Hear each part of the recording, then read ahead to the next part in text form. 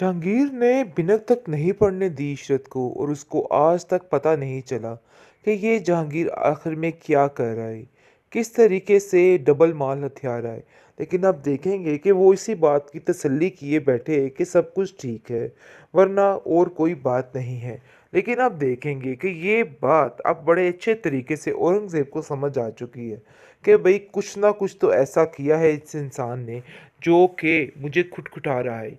आगे से आप देखेंगे कि शाज़िया कहती है कि मेरा तो दिल है कि मैं जाके इशरत से खुद बात करूं और उसको जाके बताऊं कि आखिर क्या मसला बना है।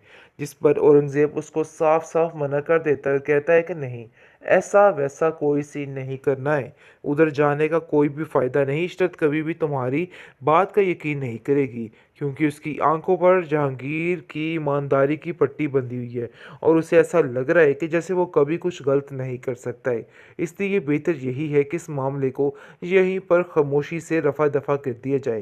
जिस पर शाज़े कहती है कि मेरे इस दिमाग में एक और आइडिया आया है।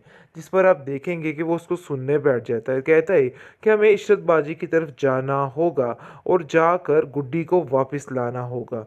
जिसको सुनकर औरंगज़ेब हैरान हो जाता है, कहता है कि पहले तुम उसको खुद छोड़ के आई हो और अब फिर उसको लेके आने की बातें कर रही हो।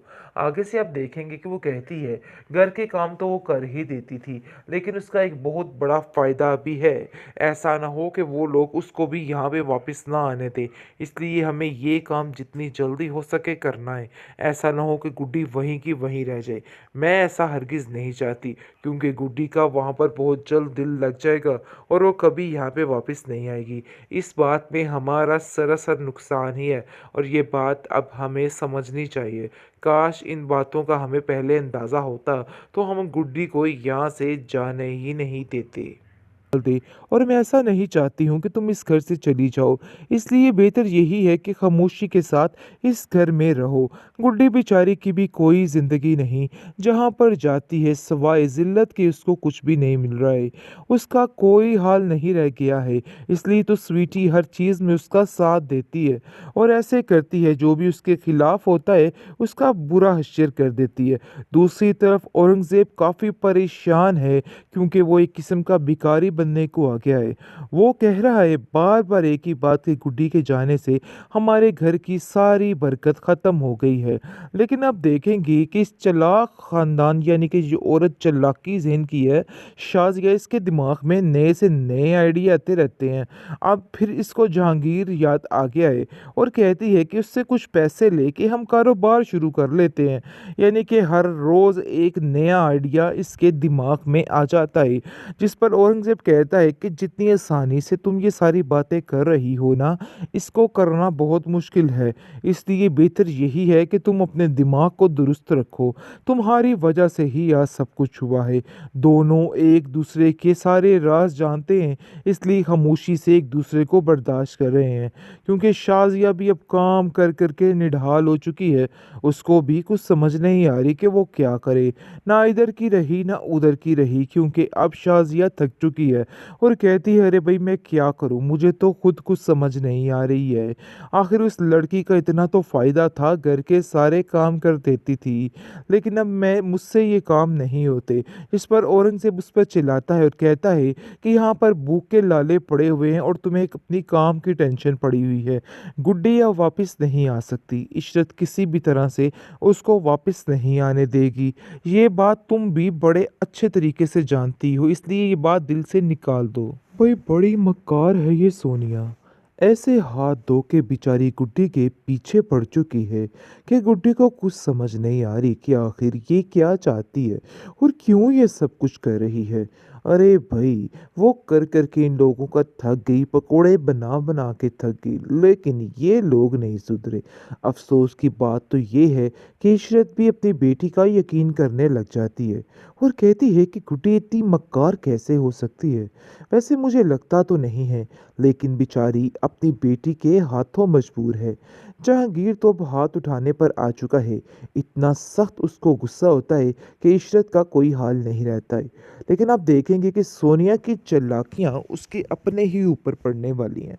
वो ये समझ रही है कि वो बड़ी आसानी के साथ इन सारी चालाकियों से निकल आएगी, लेकिन स्वीटी उसका ऐसा हश्र करेगी कि वो खुद ही गुड्डी से माफ़िया मांगने लग जाएगी और मजबूर हो जाएगी कि उसने क्या करना है और क्या नहीं। और अब देखेंगे कि इशरत कहती है, मुझे यकीन ही नहीं आ रहा कि आखिर गुड्डी तुम इस तरह कितने बड़े बड़े झूठ कैसे बोल सकती हो। मैं तुम्हारा क्या करूं? मैं तुम्हारा सबके सामने साथ देती हूँ, इसका मतलब ये नहीं है कि तुम इस तरह की हरकतें शुरू कर दो। तुम अपने आप को ठीक करो। इस पर हमजा गुड्डी को कहता है कि मैं खुद डर से इस बारे में नहीं बोल पाता हूँ। मुझे पता है कि सोनिया भी कुछ ना कुछ ऐसा करेगी, बल्कि सबको ही हमारे खिलाफ कर देगी, क्योंकि मामा भी हमारे खिलाफ हो चुकी हैं। लेकिन बहुत जल्द आप देखेंगे कि खुद हमजा इस बात की गवाही देगा कि हाँ, मैंने अपने कानों से कई दफ़ा सुना है इस सोनिया को किसी से बातें करते हुए। खैर अब देखेंगे कि गुड्डी जो है वो काफ़ी परेशान हो चुकी है, क्योंकि इशरत खाला ने उसको कह दिया है कि तुम्हें बिल्कुल खामोश रहना है। कोई भी ऐसी बात नहीं करनी जिसकी वजह से जहांगीर तुम्हें इस घर से निकाल दे, और मैं ऐसा नहीं चाहती हूँ कि तुम इस घर से चली जाओ।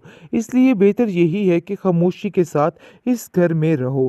गुड्डी बेचारी की भी कोई ज़िंदगी नहीं, जहाँ पर जाती है सवाए ज़िल्लत के उसको कुछ भी नहीं मिल रहा है। उसका कोई हाल नहीं रह गया है, इसलिए तो स्वीटी हर चीज़ में उसका साथ देती है और ऐसे करती है, जो भी उसके खिलाफ होता है उसका बुरा हश्र कर देती है। दूसरी तरफ औरंगज़ेब काफ़ी परेशान है, क्योंकि वो एक किस्म का भिखारी बनने को आ गया है।